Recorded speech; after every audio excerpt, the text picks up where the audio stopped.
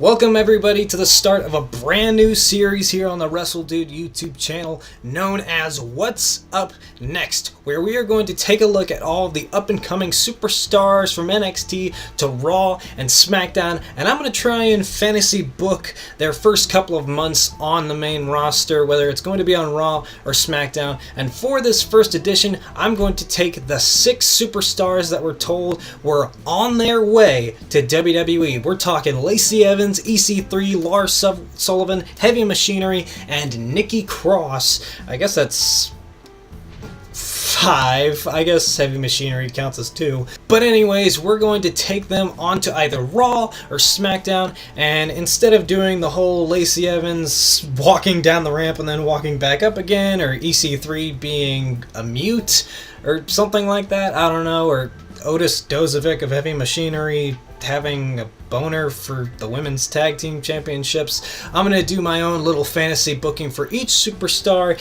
and let me know in the comment section below which one you think is your favorite, and which of these superstars are you hoping for big things on the main roster. Please leave me your thoughts in the comment section down below. But let's get started with our first superstar, the classy Southern Belle, Lacey Evans. So Lacey Evans debuts herself on the main roster by going to both Raw and SmackDown, introducing herself to superstars in the backstage area, introducing herself to some of the women's division, having some good backstage segments with the likes of Naomi and Carmella with the 6-second dance break. But in the end, she all thinks that they're not on her level, and she keeps calling them nasties, and she enters herself into the Women's WrestleMania Battle Royale. And at WrestleMania, everybody's battling in the ring. Meanwhile, Lacey Evans is taking longer than the others to get to the ring. She's mouthing off to the crowd. She's calling people in the crowd nasties. And as people are getting eliminated in the Battle Royal, they're walking up the ramp, and Lacey Evans is mouthing off to them, saying they're nasties. And it comes down to the final 2. Doesn't really matter who. But Lacey Evans finally gets to the ring. She takes off her gloves. She takes off her hat. She takes off her jacket or whatever she's wearing. She gets in the ring. She does like the little yawning taunt, and then she just takes one hand, walks over to the people that are battling to eliminate each other. One person has to be on the apron for this, and the other person has to be in the ring trying to shove them off the apron. Lacey Evans walks over with one hand. It could be like a tiny person, that way it makes it easier for her to lift them up. Takes one hand, puts it onto the person that's in the ring's leg, throws them over the top rope, and both people fall down to the floor, eliminated from the Battle Royal, and Lacey Evans wins the WrestleMania Women's Battle Royal. And this is a very fun way of introducing her to the WWE audience. It gives her a big win at WrestleMania, and it automatically makes her a front runner for either the Raw or the SmackDown Women's Championship. Honestly, I would put her on Raw, because if in this story Ronda Rousey is still facing Becky Lynch and Charlotte Flair at WrestleMania for the Raw Women's Championship, and Becky Lynch wins, which I really hope happens. But in this story, since Becky Lynch does win and she becomes the Raw Women's Champion, Charlotte stays on SmackDown, Ronda Rousey starts her family, it would give Becky Lynch a big feud heading off of WrestleMania into the near future, maybe even to SummerSlam, who knows, against Lacey Evans, the man versus the classy Southern Belle, the lady of WWE. So that is how I would introduce Lacey Evans to the main roster.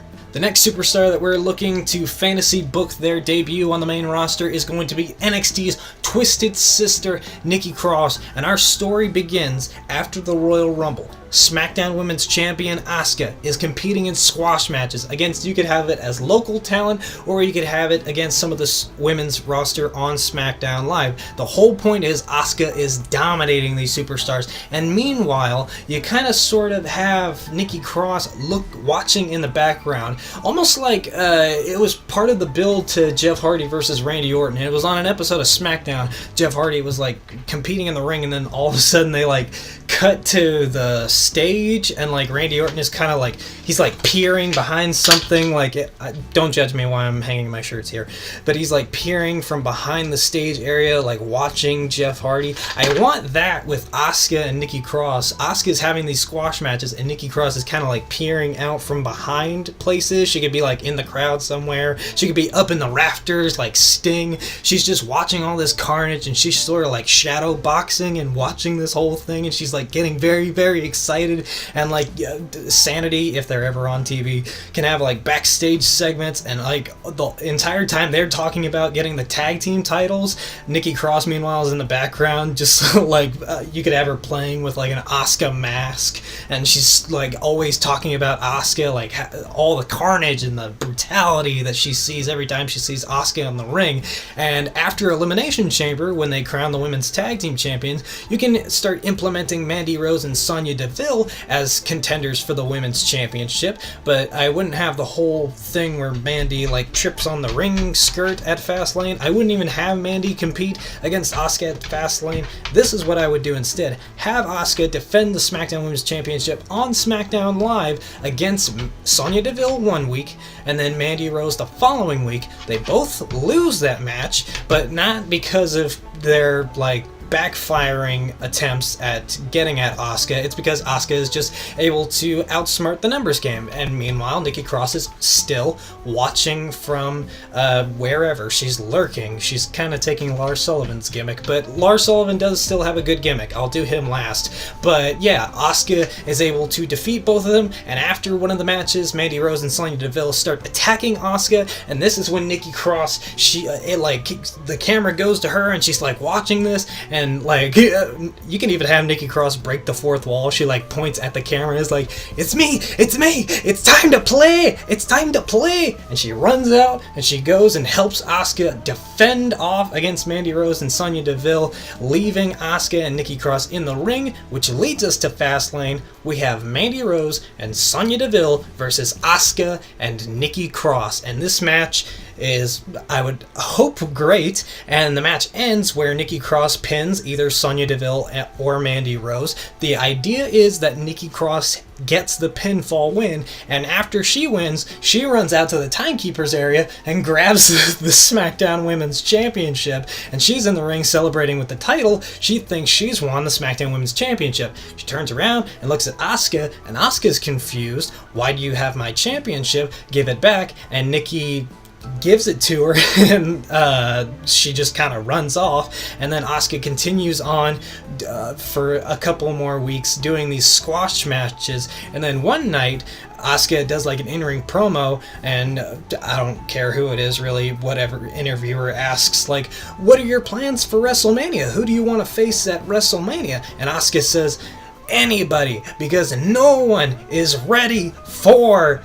And then she's about to say Asuka, but then Sanity's music hits, Sanity comes out, and the group of Sanity surround the ring, and then all of a sudden Nikki Cross crawls from underneath the ring. She gets in the ring, and Asuka leans into the microphone and says, Asuka, let's play at WrestleMania for that. And then at WrestleMania, we get Asuka versus Nikki Cross for the SmackDown Women's Championship. The first time they will have met since their brilliant encounter in NXT in a last women's standing match, even though they don't want to say that it was a last women's standing match. It was the first last women's standing match. Why can't you acknowledge that? By the way, I wouldn't mind if Nikki Cross won the championship at WrestleMania. Next up, we have the tag team Heavy Machinery, and they start off their debut by competing in squash matches against local independent talents, and they win those matches obviously very, very quickly, and they do some like backstage promos where they're like cooking some steaks, lifting some weights. You could have them bench pressing steaks if you want to. You can have them do like the little iPhone promos if they're still into that. I don't know.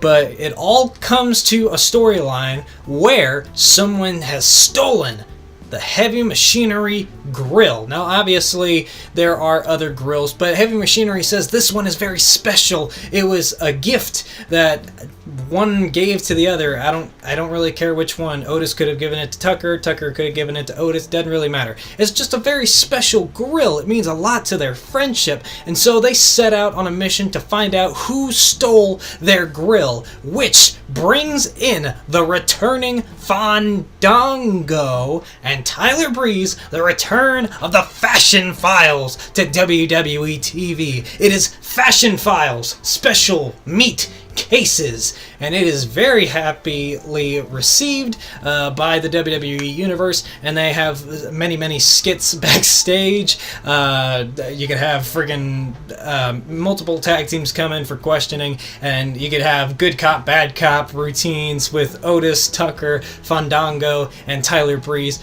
It's all very good, and at the end of it, it's found out that the Authors of Pain, another returning tag team, since one of the Authors of Pain is out with injury right now, the Authors of Pain have stolen the grill, and they have destroyed it, and they said they took the grill because they take what they want. And the Authors of Pain win squash matches against not local indie talents, but from former Raw Tag Team Champions, the B Team, and you could throw in a couple other names there that I'm not remembering, Bobby Roode and Chad Gable, and they want the Revival for their Tag Team Championships, and during a Raw Tag Team title match against the Revival, the Authors of Pain are beating down the Revival. It looks like they're about to win the Tag Team titles, and then Heavy Machinery come out, and they get out on the stage, and they're holding the wreckage of their favorite grill, and they look mad at the ring, and they look at the Authors of Pain, and Otis, you see him, he's angry, he's mad, and Tucker, they throw down the wreckage of their grill. Well, actually, that doesn't make any sense. They sit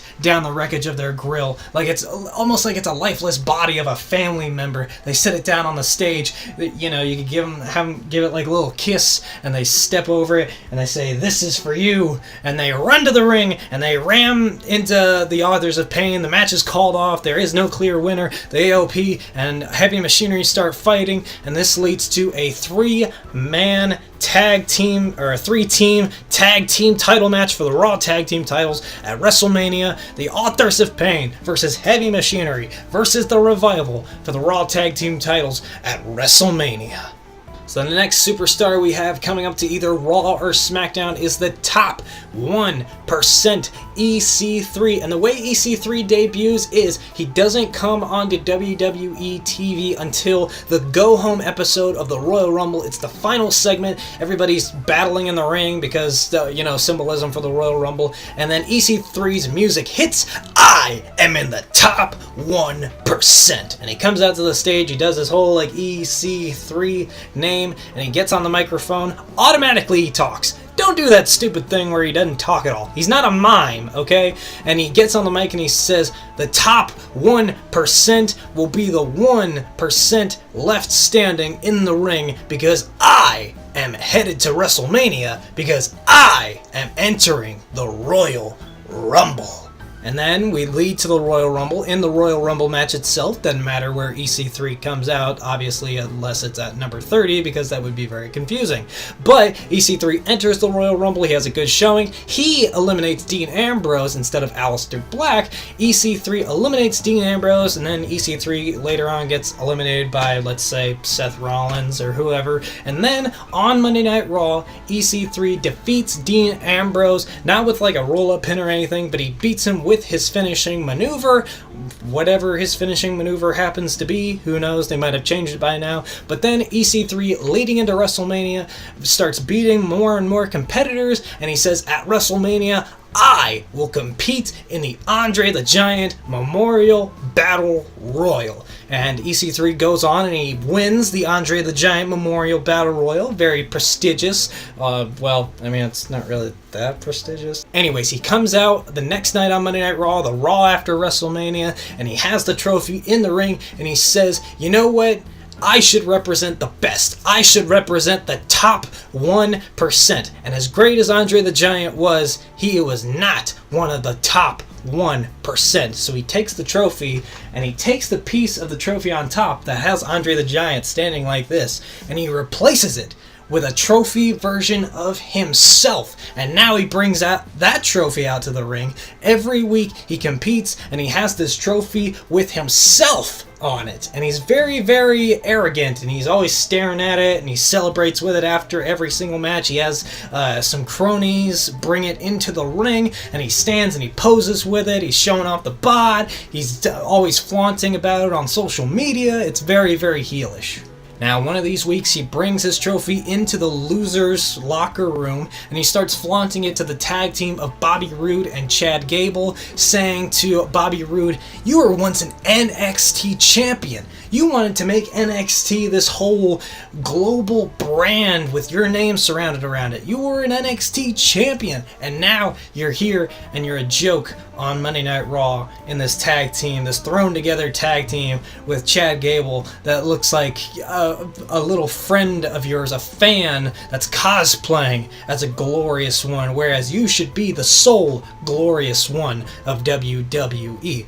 And this starts to really eat at Bobby Roode. And one night during a match with the Raw Tag Team Champions, depending on whoever it is following WrestleMania, it could be Heavy Machinery, could be AOP, could be the Revival, EC3 is up on the stage and he's watching Bobby Roode and Chad Gable. He's watching them, and in the middle of the match, Bobby Roode turns on Chad Gable, hitting him with that glorious DDT, and he goes up onto the stage where EC3 is, and he shakes EC3's hand.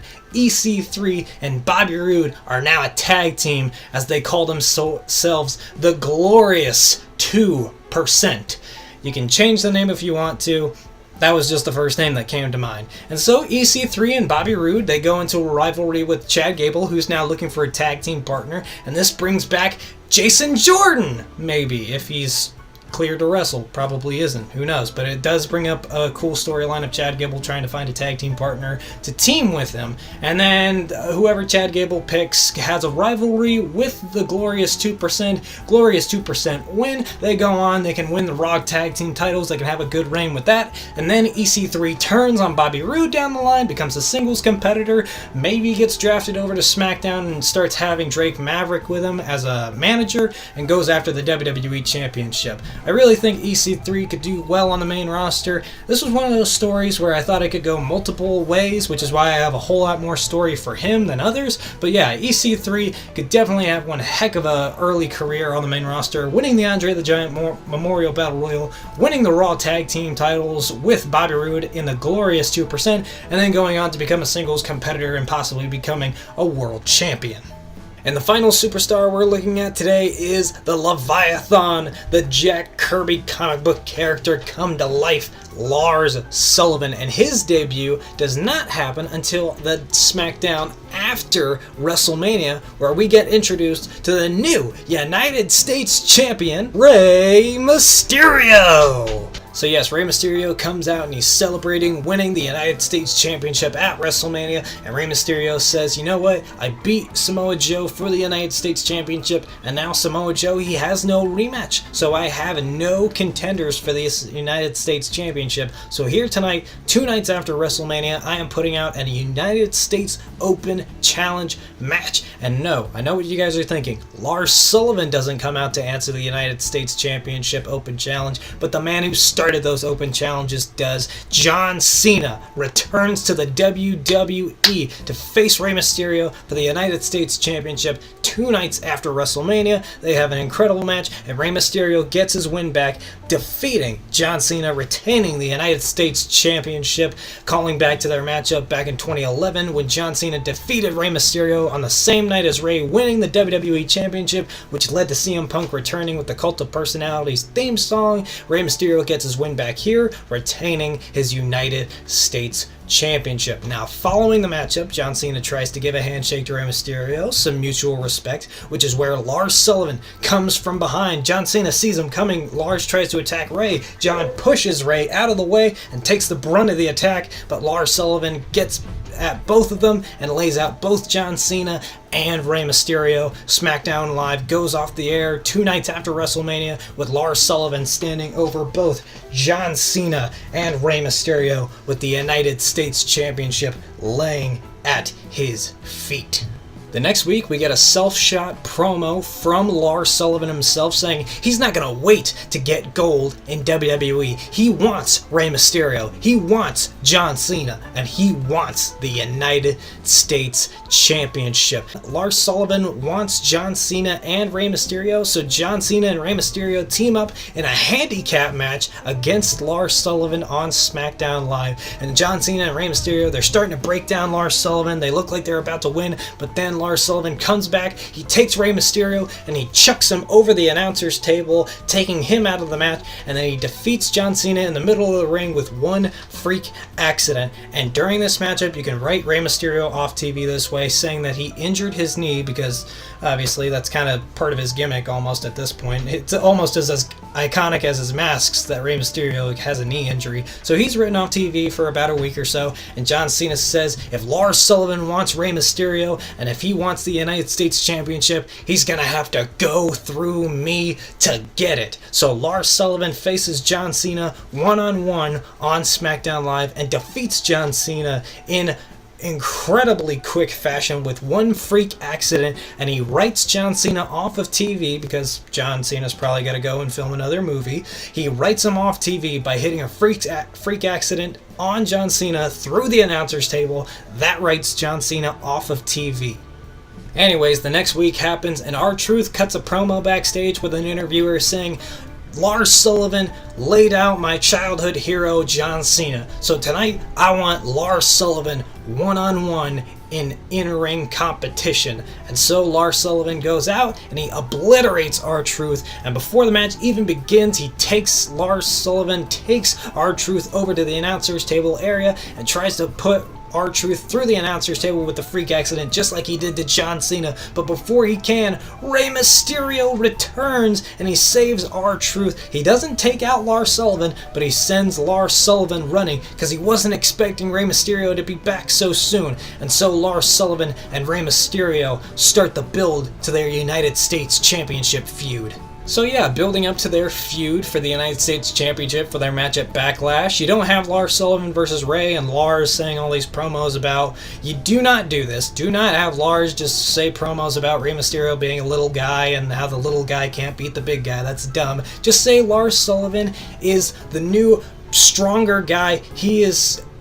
What was his whole promo thing back in NXT? He said he was equivocally and categorically better than anybody in NXT, and that's what he's going to prove when he defeats Rey Mysterio, an absolute legend, for the United States Championship at Backlash. So we get to Backlash, Lars Sullivan versus Rey Mysterio for the United States Championship. Rey Mysterio almost beats Lars Sullivan with the 619. He hits him with the 619 itself, but Lars is sort of stumbling to his feet, so Rey tries to recreate the finish from WrestleMania where he beat Kurt Angle and Randy Orton. He tries to go for the West Coast Pop or the Hurricane Rana, but when he springboards off, Lars Sullivan catches him in the freak accident, lays him out with the freak accident, and Lars Sullivan pins Rey Mysterio, this is important, pins him with one hand on his chest, and Lars Sullivan wins the United States Championship from Rey Mysterio. And then after the matchup, he cuts a promo with whoever the interviewer is, and he says